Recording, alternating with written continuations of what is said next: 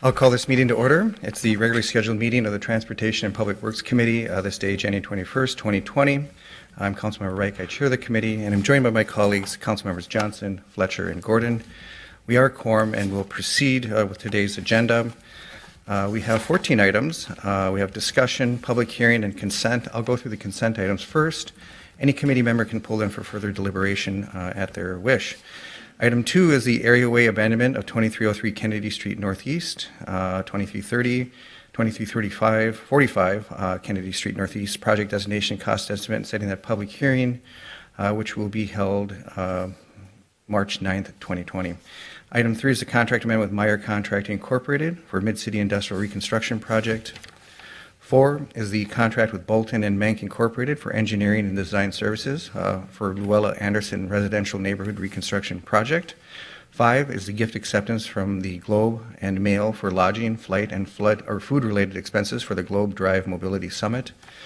6 is the East Lake Street Special Service District appointment. 7 is the Dinkytown Special Service District appointment. 8 is the Bloomington Lake Special District appointment. 9 is the Stadium Village Special District appointment. And 10 is the West Broadway Improvement Special Service District appointments.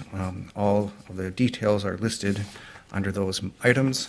11 is the bid for the reinforced concrete pipe. That's accepting the sole bid, but I believe it's consistent pricing. 12 is the bid for reinforced manhole structures, also the sole bid, but we believe consistent pricing. Any discussion per those items? See none, all in favor say aye. Dissenting nay. Those items move forward. And we can now go to our one public hearing. Good morning, Director Dodds. Good morning, Chair Reich, members of the committee. Alabel Mahari will be presenting on the Southwest Wyndham Residential Street Reconstruction.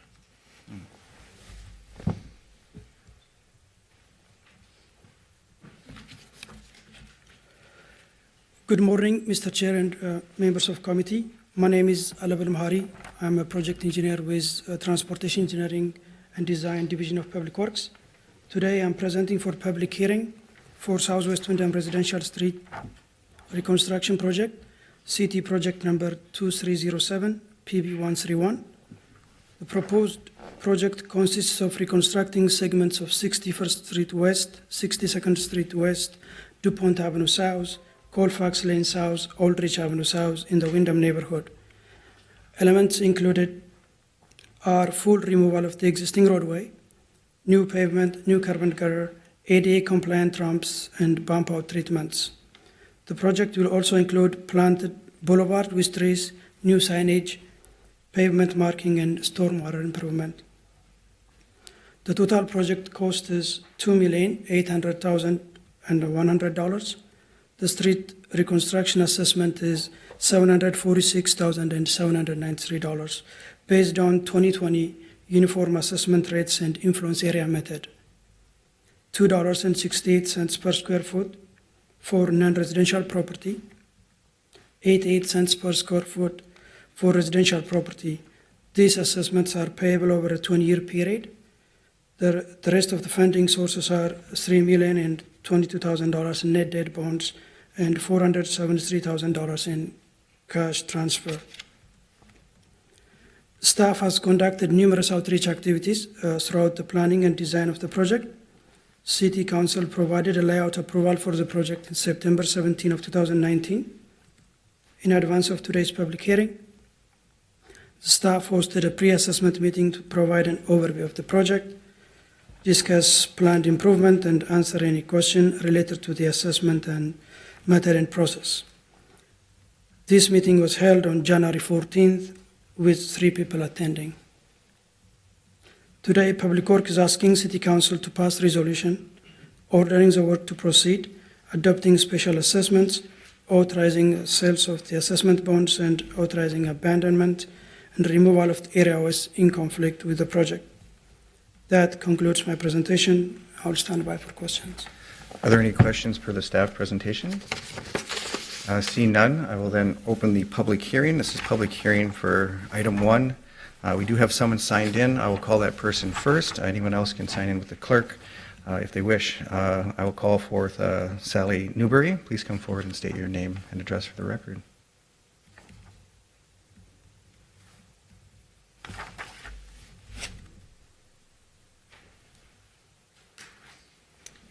My name is Sally Newberry, and my home is at 6168 Colfax Lane, which is within this project. I don't have any questions at this time. Oh, okay. Thank you. Anyone else wish to come forward and make comment? Anyone else wish to come forward? See none, I will close the public hearing and move the item. Is there any further discussion? See none, all in favor say aye. Aye. Dissenting nay. Item 1 carries, and we can now move down our agenda for discussion items.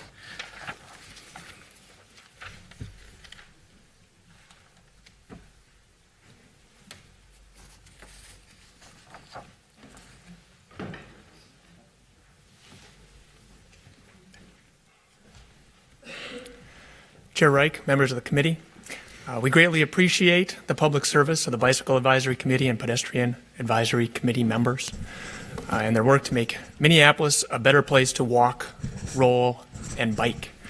It is through collaboration with them that helps Public Works become better stewards of our right-of-way to make our streets, sidewalks, and trails safer, more livable, and assets to our communities. It is with help from them that we can continue to improve our streets, sidewalks, and trails in all seasons and for all users. Matthew Deardahl, Bicycle and Pedestrian Coordinator, will now introduce the presentations by the PAC and the BAC. Thank you. Thank you. Good morning. Morning. Mr. Chair, committee members, I'm Matthew Deardahl, Bicycle and Pedestrian Coordinator in the Transportation Planning and Programming Division of Public Works. I really enjoy this presentation every year. It's a great opportunity for the committee chairs to address the City Council directly and share the work that they've been doing for the past year, in this case 2019, and then also an opportunity for us to thank them for their service.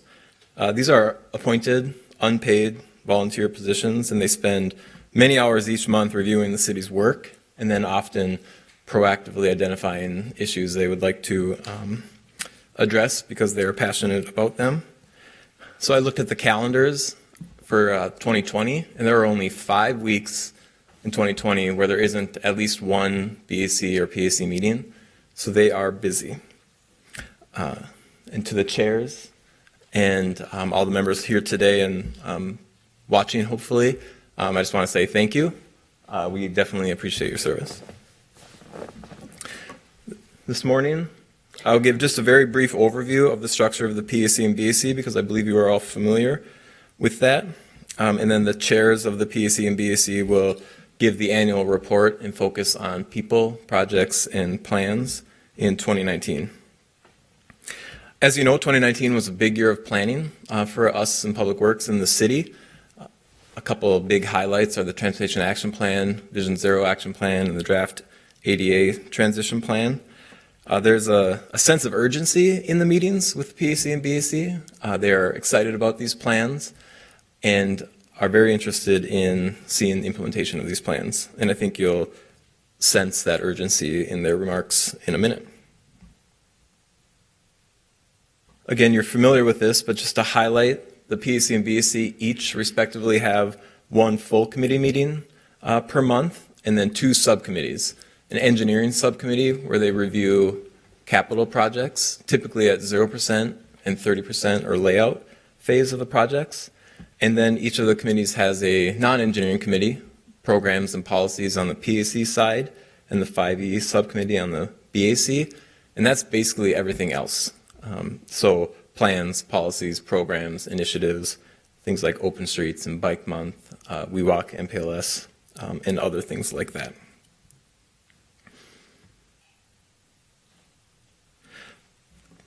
All right, so before I turn it over to the chairs, I just want to highlight several of the people in the audience today from the PAC and BAC. But first, Chris Kartheiser and Millicent Flowers, Public Works staff. That probably should be up here speaking to you as well because they put a ton of work every month into helping make sure that the PAC and the BAC work smoothly. So we really appreciate them on the team. Barb Olson from the PAC, Peter Vader from the PAC, Christopher Hofer, PAC, Julia Curran, PAC, Christian Hulsman from the PAC, Janice Gepner, BAC and a Park Board appointed rep, Dan Booty, MPD agency rep. And then let me just make sure I don't miss anybody. Heather Gillick from the Health Department as an agency rep. I'm just going to check. I think I got everyone right. All right. So with that, it is my pleasure to introduce the chairs of the PAC and the BAC, Abigail Johnson and Nick Mason.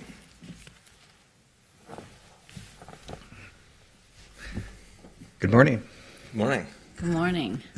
Thanks for having us today. I'm Abigail Johnson. I'm chair of the Pedestrian Advisory Committee, and I use she, her.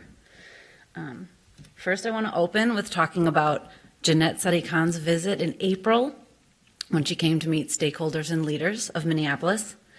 And I remember from her presentation during her visit when she said, if I remember correctly, Minneapolis, the table is set. It is time to do the hard things and deal with opposition after the fact. Like Matthew said, Minneapolis has set a lot of lofty goals for itself in emissions reduction, in Vision Zero, and in mode share shift away from cars, and in complete dense neighborhoods. We want to stress the urgency of turning these policies and these promises into action through the projects that are implemented in public works, where budget is allocated, and the speed at which these changes are made. Given the city's climate emergency declaration, we also sense that this urgency is only increasing. In a tribute to Sadik-Khan's message, we want to share with you today through PAC and BAC resolutions some successes, compromises, and failures we believe we saw in some of the projects over the last year. Good morning, everyone. So honored to be back here again. My name is Nick Mason. I'm the chair of the Bicycle Advisory Committee. I use he, him pronouns. I can't believe I had to come back and represent again the dynamic, hardworking, and brilliant team of people that I get to work with on a weekly or more often basis, depending on what's going on. And I want to highlight a couple of our members of both committees and the work that's been done this year. But before we get into those specifics, I just want to say everyone on both committees is very hardworking, spends a lot of time and effort, and brings a lot of expertise to our city, and Abigail and I are both very thankful for that. So first off, Don Flom. Don was a city staff transportation planner here from 2001 till just last winter, putting in 19 years of service. And those of us that were around know, but many people in the last even 5 or 10 years aren't aware that how much Don put into bicycle facilities and infrastructure, getting the funding, making those projects happen, and that he chaired and staffed the BAC from 2001 to 2010. His straightforward, honest communication and friendship will be greatly missed, but needed in St. Paul. Just had to have that in there. Sarah Stewart, who is up here receiving a service award from the BAC, she worked for the health department and has gone to St. Paul to lead their Safe Routes to School efforts, the first time they're having such a full-time position. She served on the BAC for nearly a decade and has way too many accomplishments to list here today, but she led the massive success of the North Minneapolis Greenway project and evaluation. And this project took an innovative and engaging approach to bringing community together and providing safe places to bike and walk in North Minneapolis. Also pictured here is Minneapolis Public School Representative Jenny Borden. Jenny was nominated by the BAC as well as the Minnesota Departments of Health, Transportation, Bicycle Alliance of Minnesota, and the Minnesota Safe Routes to School Partnership for the National Deb Hub Smith Safe Routes Champion Award. Though she didn't win, we know that we have a national champion coming to work every day in our city to make biking and walking safer for our children. We also want to highlight Julia Tabbitt. Julia was a PAC member for 8 years and chair of the committee until she resigned this last July. We want to thank her for her energy and her leadership while she was on the committee. We also want to talk about Phil Aliff. One tragedy this year was that we lost Phil Aliff to cancer in 2019. He was a member of the PAC for 6 years and very active and vocal about walkability and accessibility in Minneapolis. We miss his voice and his knowledge immensely during our meetings. One thing I do want to note is that there were many times in the winter where Phil could not come to PAC meetings because he could not roll from his house in North Loop to City Hall, given the state of the sidewalks and winter clearance. We keep this in mind when we talk about winter maintenance at the PAC.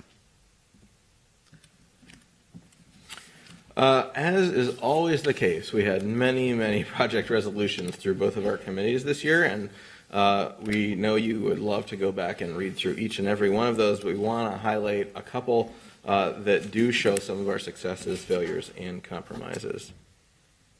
So the first is 27th Avenue Northeast. This is a great project because it significantly narrowed the street. It accommodates a future bike connection as part of our larger plan, and it filled an important sidewalk gap while also adding boulevard space. Plymouth Avenue North was another success. This was a project that was really great for bicycling by providing raised protected bike lanes and protected intersections for bikes and peds, improving the crossings, adding nice sidewalks and boulevards, and both committees appreciated the gateway aspects of Plymouth Avenue and how this supports that project by slowing vehicle traffic and creating a feeling of calm in the corridor. We want to highlight two Hennepin County projects from 2019.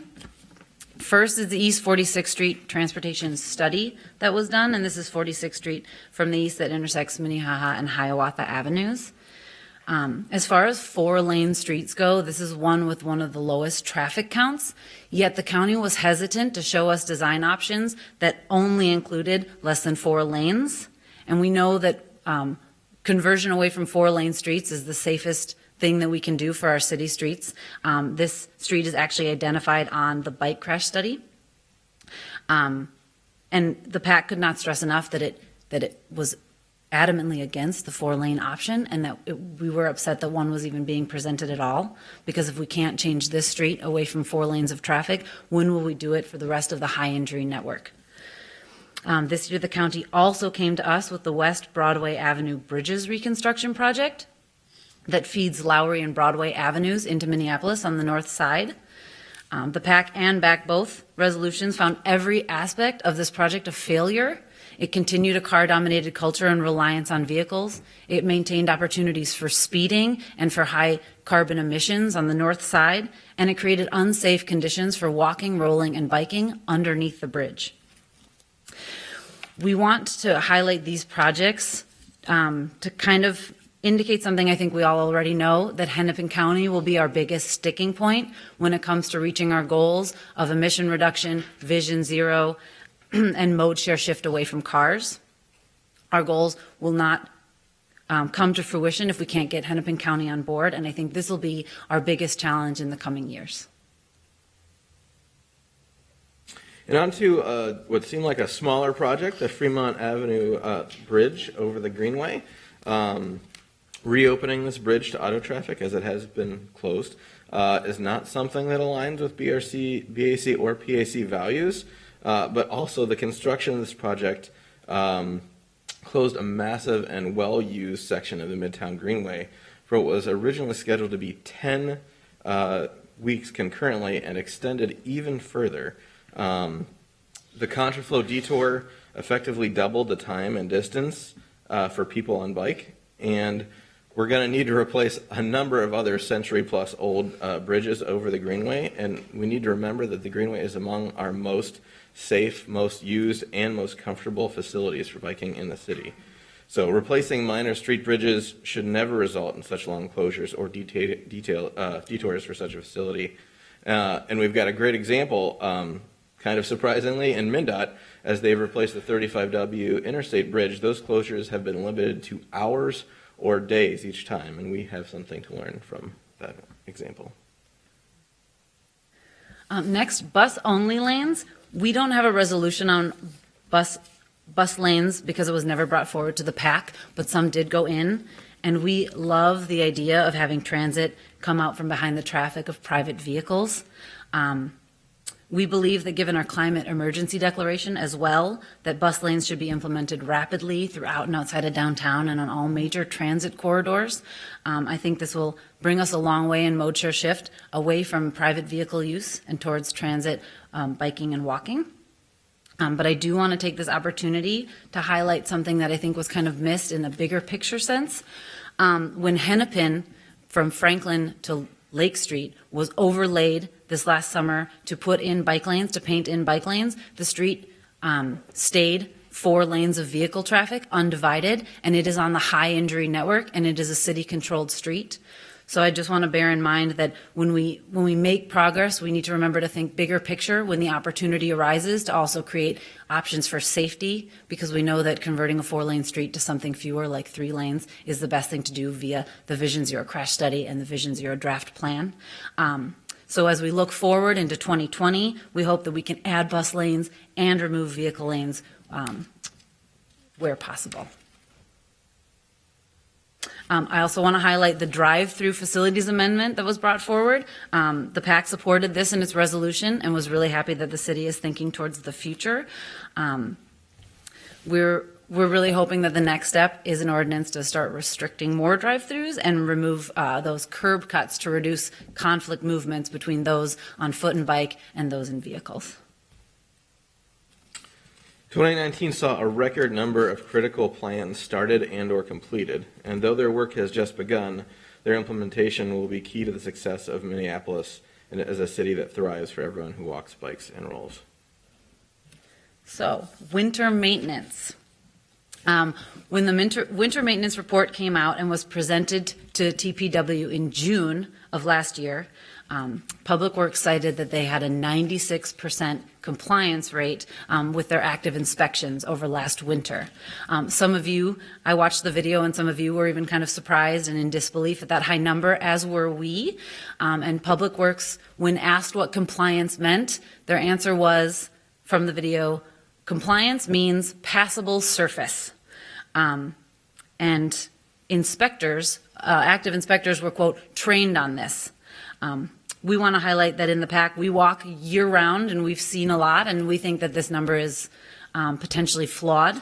I did some digging around, and the ordinance, nowhere in the ordinance does it say the word passable, and the ordinance is slightly less clear, but the snow shoveling rules on the city website say, and I quote, the full width of the sidewalk down to the bare pavement. So we hope that this metric can be used instead in Public Works when collecting data on winter maintenance and sidewalk clearance. The city spends $13 million a winter on average on snow and ice clearance. Most of that is to plow the road from curb to curb so that people can move and park their private property. What we'd love to see if more money went towards active sidewalk clearance, corner clearance, bike lane, transit route clearance, and bus stop clearance. I think we'd not only have a more equitable city, but we'd probably get closer to meeting our mode share shift and carbon emission reduction goals. We hope that the city can take stronger action on this in the future and in the coming years and take a more proactive stance on clearing sidewalks for all users.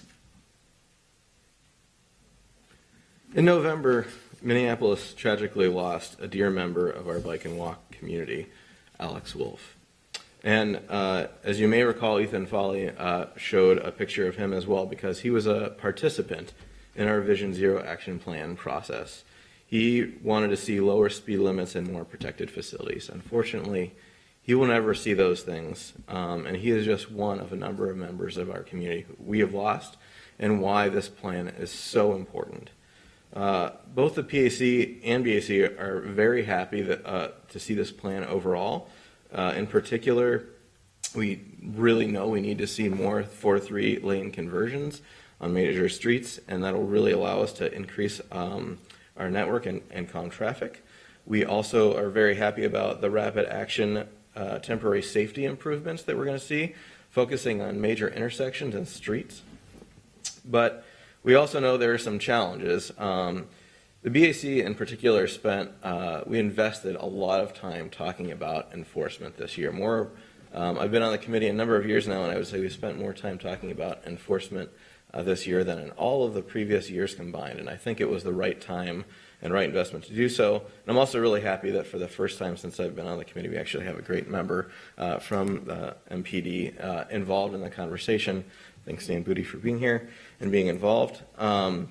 So as we implement the Vision Zero plan, we want to really be aware of equity and enforcement and how that looks. And so we know that regardless of whether we're using active officer enforcement or automated enforcement, that we do not want to repeat the mistakes of other communities by disproportionately affecting communities of color, especially as we work and focus in many ACP 50 communities. And we also don't want to repeat mistakes of other communities that have implemented Vision Zero by disproportionately targeting bicyclists and pedestrians, which has also been done in other places. And we also know that the biggest opportunity of this plan and all the promise that it holds is in making sure that we invest, that we make proportional and significant funding investments this year and beyond so that we can get this plan implemented. The draft ADA transition plan. In our resolution, the PAC found the ADA transition plan lacks basic necessary data on sidewalk gaps, uneven or broken sidewalks, or problems with signals. It does not include a timeline for gathering this data, nor does it include a suggestion towards immediate temporary measures for accessibility before a reconstruction. The PAC urges that City Council requires this transition plan to include a timeline for gathering this data needed, and that it also maybe addresses Minneapolis-specific winter contexts before it is approved by City Council. The Transportation Action Plan. It's coming soon, and we know that it's really important. I didn't want to take 20 slides to show you the multiple pages of details in each of our resolutions, but I would refer you all to look back at those once you see the plan come before you. I've highlighted a few here. But you all probably already know that the TAP is a critical component in influencing how the 2040 comp plan interacts with the needs of our built environment. The public right-of-way should reflect the city's commitment to people walking and rolling first, biking and transit second, and cars last. We need to reduce the level of service as a metric for private vehicles, and we know maintaining and growing the current allocation of space for parking and driving and continuing to subsidize parking and driving will prevent the city from achieving its stated goals. The majority of our public space should be allocated to people walking, rolling, biking, and using transit, and we need to increase the barriers to driving via rapid increase in gas tax, car ownership taxes, parking costs, ticketing based on income, or other measures so that drivers feel the actual cost of driving. We need to incentivize car-free living. This is especially important in reaching the city's climate change goals, significantly reducing VMT, doubling transit ridership, and reaching 15% bicycling mode share by 2025 in order to meet climate action goals of reducing greenhouse gases by 80% in 2050. The current implementation of freight, like other kinds of parking and driving, should be a lower priority after walking, rolling, and bicycling in transit. These efforts will, of course, require the city to push Hennepin County and other agencies to facilitate that change. We can't afford to wait, and we need to create processes and systems for that change to happen quickly. This includes placing equity and data-driven best practices before the opinions of those accustomed to being heard in our processes today. We need to normalize and center sustainable transportation and city communications and educate motorists about why changes are needed. Cars and driving should be talked about last, least, and with acknowledgement of the harm that they do cause. We greatly appreciate the thought and engagement that Public Works staff has put into the TAP process, and again, refer back to these resolutions as you see the full plan come before you soon. In looking to the future, especially with the rollout of the Transportation Action Plan, we echo Sadik-Khan's message. It is time to do the hard things, and it's time to put action where we've put our promises. We believe in the amazing staff at Public Works and in the leadership of Robin Hutchison. So now is the time to take back more of our public spaces for people. Thank you. Thank you. I think we can open it up for some interaction with the committee. We'll start with Councilmember Gordon. Thank you very much, and thanks for the presentation, and certainly for all the work over the years and role in leadership. I appreciate a lot of what you said, and I was a little bit curious about the county. You emphasized that could be a major stumbling block moving ahead, and I was wondering if you had any ideas about how we could better work with that. And I'm particularly curious if there's much communication between the city advisory groups and county advisory groups. I understand they do have a bicycle advisory group. I'm not even sure if they have a pedestrian one. But so what kind of communication is there? What ideas or suggestions that you have for how we can help move that forward? There has certainly been some change at last election, and there's potentially more change coming in terms of the commissioners. So I think we also all have relationships. So just share some of your thoughts on any of that. It would be appreciated. Councilmember Gordon, members of the committee.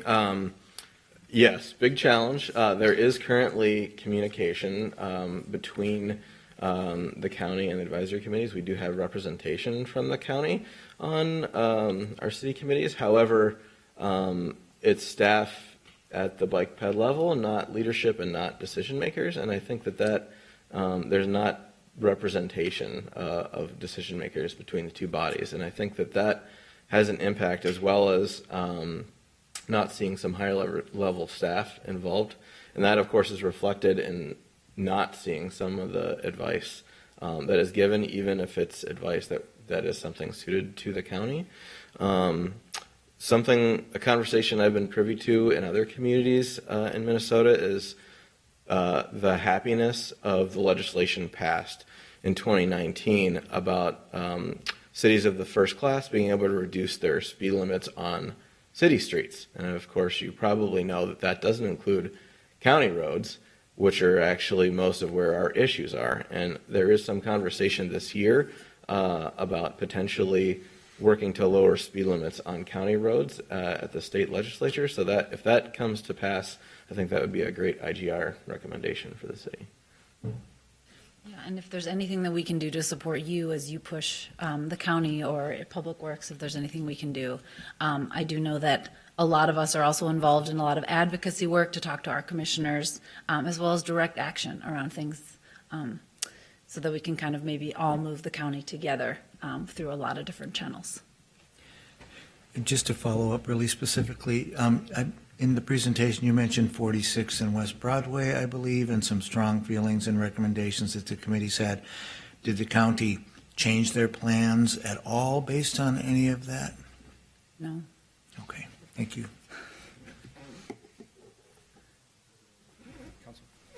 Council President Bender. Thank you, Mr. Chair. Does the county still have a bicycle advisory committee of their own? They do. And do they have a PAC? They don't. Okay. An item, we'll mark that for follow-up. I have a lot to say, so I'll try to be brief.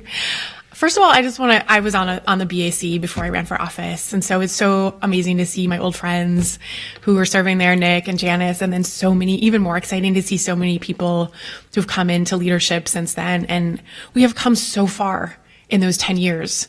I mean, 10 years ago, we were talking about, could we get an unprotected bike lane on a specific road? And now you are leading us through policy change, through envisioning streets to be completely recreated in a way that I think is widely supported in the community.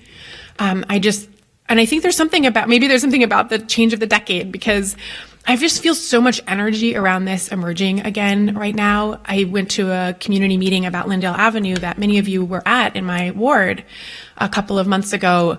And it is the first time in my 6 years in office that I was in a room where the vast majority of the people were there to demand a safer street. One person talked about parking removal, but in a more moderate way than I've ever heard. And I just think that there is not only support, but a demand from our community to step up and do more. And that is because of all of the organizing work and leadership that's happening. So 10 years ago, the Minnesota, we started the Minneapolis Bicycle Coalition, which is now our streets. And that was when the Bicycle Alliance of Minnesota reformed and re-energized. So I've been reflecting on how I can, in this position, respond to and reflect and honor that new energy that I'm seeing. And so one thing I want to say publicly that I've thought privately is that I really want to use this position to just better create space for people to come in and talk about these issues and really feel a part of these decisions that we've made. I think we've come so far in our policies. We have a complete streets policy. We have a Vision Zero commitment. I think you will be excited by the Transportation Action Plan draft that comes out. But I think maybe sometimes there's so much momentum here that we have left out a little bit of that, bringing the community in and really probably missing an opportunity to go even farther by not focusing on that as much. So that's my commitment. And I mean, there's some unease about that, right? So when I shared the public hearing for the director, I think some folks said, does the council president not support the director? Does she want people to come and speak against this position appointment? And of course not. It was just an opportunity to invite people here to help us shape the direction of our department, to hear a reflection of our leadership, our collective leadership. So I want to continue that commitment going forward. There's a couple of things I wanted to say that were specifically mentioned. I agree that this idea of focusing on the 4 to 3 lane conversions is really a missing link in how we've approached our streets. It's the next big step. I think it will show up in the draft transportation action plan. We will need support. Anytime we start to take away or even do something that's perceived to take away from car traffic, there's unease and fear. I always think about 3rd Avenue, which still breaks my heart every time I bike on 3rd Avenue, which is a 3 to 4 lane conversion, right? Which wasn't even supported by the data that we saw from our consultant. But it just reflects that we have a way to go in reaching out to stakeholders and communicating why 4 lane roads are so unsafe, and how much is to be gained by that move. And of course, a lot of things to balance if it's a transit corridor, if it's a high traffic corridor, but we're behind peer cities in this by a decade or two. And I'm right there with you. The Greenway bridges you highlighted, we're talking with the county right now about how to fund this enormous task of reconstructing many of them. There's historic preservation issues. This is another place where I think we really need to re-engage with the community and understand how we can prioritize this very large capital investment that needs to be made, understand where we can find the resources. It's not possible for the city to pay for that on our own without severely impacting other priorities. It's unimaginable. So this is a piece where we really could use, and I think, again, need to invite in more community involvement and support. Sidewalk clearance is something we talk about so much. I think with so much frustration, we're making progress, but I appreciate that you keep pushing us and the department on this. It's imperative to make sure that our sidewalks are usable year round and that we are meeting all of our commitments. The enforcement piece, this is another place where, last year when we started talking about the budget and investing in MPD, I really felt like that budget conversation got ahead of a thoughtful, co-developed approach to enforcement that's happening at so many tables, including the BAC and the PAC. So I'm excited that we were able to come together unanimously, passing a staff direction, which is very detailed, very specific, really lifting up the piece that you talked about, which is about making sure that any investment, any reemphasis in enforcement is centered in race equity and make sure that we don't make things worse as we're trying to make them better. So to close, I just want to reiterate my commitment to re-engaging with folks who are at the table. I know how many hours that you spend as volunteers on the BAC and the PAC.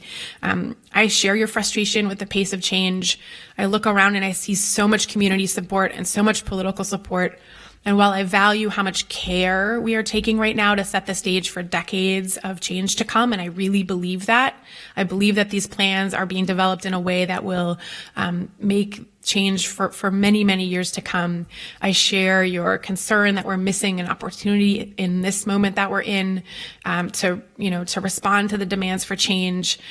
So I hope in the next couple of years we can really start to accelerate what we see on the streets, what we see in our budget, so that people walking and biking and taking transit are driving in our community are seeing the impact of these policy commitments we've made in their day-to-day lives. Because it doesn't matter what we say on a piece of paper. It matters what it feels like to walk to school with your child, what it feels like to bike to work, what it feels like to be in a wheelchair trying to get to that transit station to get to your job. That is where we measure our success. We measure our success in the number of families that are losing their loved ones in our streets.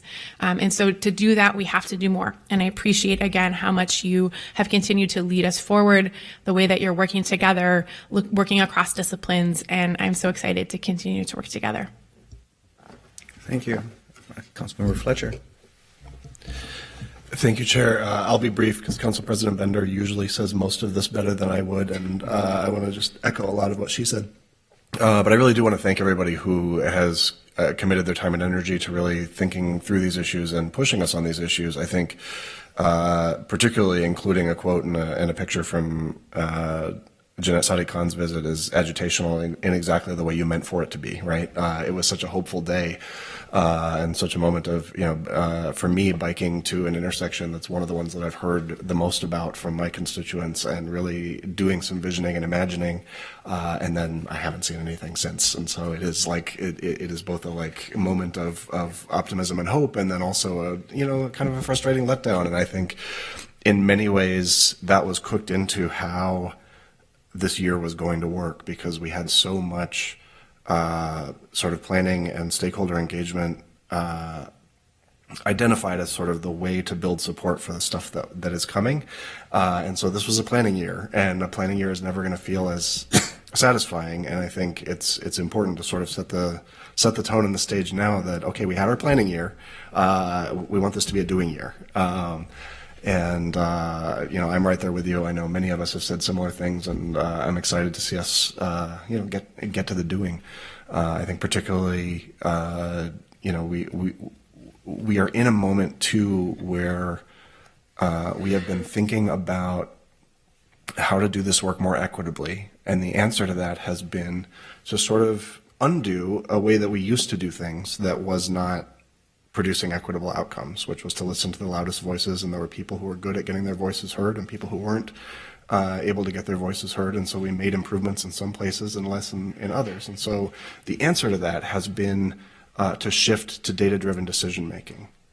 And I think that there is both a real benefit to that and a real danger in that we can't lose community voice as we listen to data. We need because you can get the wrong answers by asking the wrong questions of data, the same way you can get the wrong answers by listening to the wrong voices and in community feedback. And so we have to, I think, find a way to not overcorrect and to make sure that we're listening to the people who are giving us all of their time and energy to advocate for better streets. So I appreciate you working with us on that. I know that Public Works is working very hard to move us in the direction that I think we're all pretty clear about where we're trying to go, and it's really more a matter of when and how do we get from planning to doing.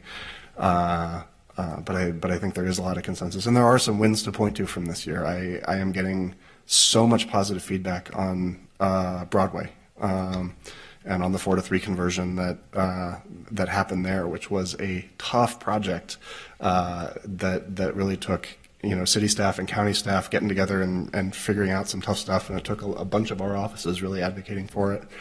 And now that people see it, a bunch of the people who were skeptical of it are saying this is great, it actually flows better, we're happy. And I think the more wins leads to more wins, and we need to just keep trying to make these improvements together. So thanks for your advocacy, and thanks for this report. Thank you. Councilmember Johnson. Thank you, Mr. Chair. I'll keep it brief as well. What they said, I totally agree with it, and just want to thank you for all of your work. I really appreciate just the consistency and being able to read, especially on the details of these projects. I think that's really helpful, the details of the plans that you're putting feedback in on, and then it gives me an opportunity to see things I might not have seen in this as well that you're bringing to our attention, and that has allowed us to engage in a lot of conversations with Public Works around different components of these. So really appreciate all your service. Thank you. Thank you for those comments. Yeah, I will just add, though much has been said, and I would totally echo that. And yes, Council President Bender has a way of giving us the universal comment, I think reflects our position here as committee members at least. But I liked how you touched on kind of the human aspect of this by bringing up, Don Flom's work. I first met him actually in 2001 as a citizen person sort of kind of agitating for change around the very things that we're talking about. And he was the first person that came out to the community and proactively came to community leaders and said, here's some maps, let's talk. And a lot of things have come from that we're still trying to implement. The Great Northern Greenway came from that exercise of just inviting the conversation. Of course, when I got elected, it wasn't even on any formal map. That took some additional work, which of course brings me when I first met Council President Bender, who was on your very committee, as she mentioned, that notion of having someone who took those voices that were so clear and strong and very inspiring to me to bring it to the policy level. And I think with that, every time we invite these voices in and formalize them and then actualize them, that's where we see our wins. That's where we see the well done slide. And then where we haven't quite done that is where we see the more work to do or kind of the not quite right slides. And so I think that's very inspiring to me to know that at the end of the day, it's the gold standard committee and the leadership that you provide that will drive us to make that connection between what's happening out there, the voices that need to be heard, the corrections that need to be made, and the projects that need to get done. You drive that. You truly do. And you do it in an exceptional way. And I truly mean that and appreciate your service to that end. And as I see all the people here who do their different roles, planning, implementing plans and projects, here the staff people, I know we're all motivated by the direction that you provide, and we do take it as direction. And with that, I will move this report and all that is contained in it, unless there's further discussion from the committee. Seeing none, I move to receive and file. All in favor, say aye. Aye. Dissenting, nay, and that carries. And thank you for your work. Thank you.